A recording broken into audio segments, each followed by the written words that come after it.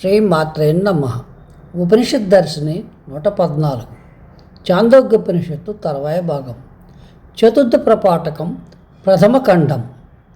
పూర్వం జనశ్రుత వంశానికి చెందిన మునికి మనువుడైన జానశ్రుతి అనే ముని ఎంతో శ్రద్ధగా అన్నదానాలు చేస్తూ ఉండేవాడు.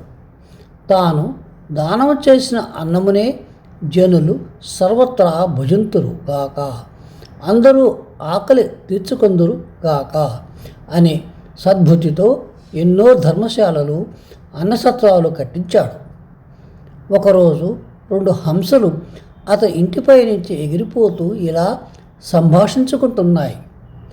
ఒక హంస 2 హంసతో, ఓ బలాక్షుడా, కళ్ళు సరిగ్గా కనిపించనివాడా, ద్విలోకములో వెలిగే జ్యోతిలా జానశ్రుతి పౌత్రాయణుడి తేజస్సు అంతా వ్యాపించి ఉంది.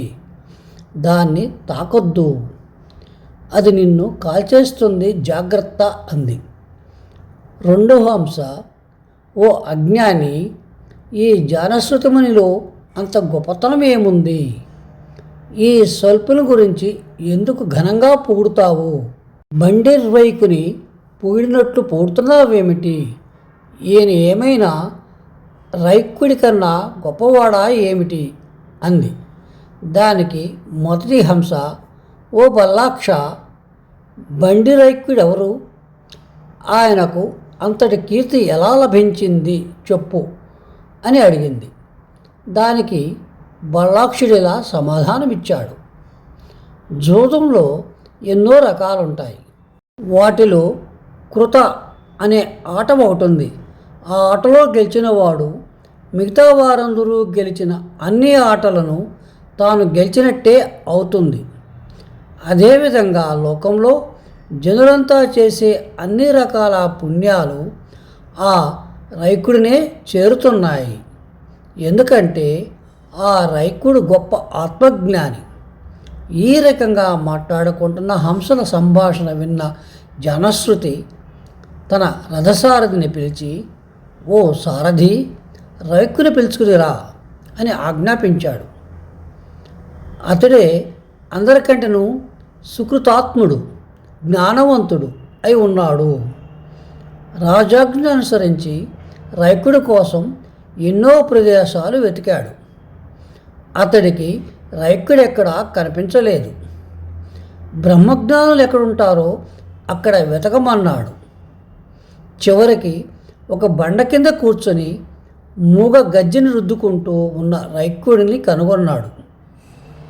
జానశ్రుతి శారద చెప్పిన మాటలను విని 600 పాడి ఆవులను, పలు రకాలైన బంగారు హారాలను, మేలుజాతి గుర్రాలతో కూడిన రథాన్ని గురుదక్షిణగా తీసుకొని రైక్కుని సమీపించి, ఓ మహానుభావ రైక్వా, ఈ పాడిగోవులను, భూషణాలను, రథాన్ని తమ స్వీకరించి మీరు ఏ దేవతను ఉపాసిస్తున్నారో ఆ దేవతకు సంబంధించిన దివ్యజ్ఞానాన్ని నాకు ఉపదేశించండి అని ప్రార్థించాడు.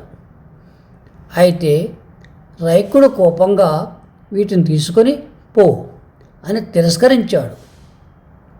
జానశ్రుతి తిరిగి 1000 గోవులను, అనేక భూషణాలను, రథాలను, వాటితో పాటు తన కుమార్తెను కూడా తీసుకొని రైక్కుని దగ్గరికి వెళ్ళి, స్వామి, నేను తెచ్చిన వస్తువులతో పాటు నీ భార్యగా నా కుమార్తెను, నీవు నివసించు ఈ గ్రామమును కూడా నీకు సమర్పిస్తున్నాను.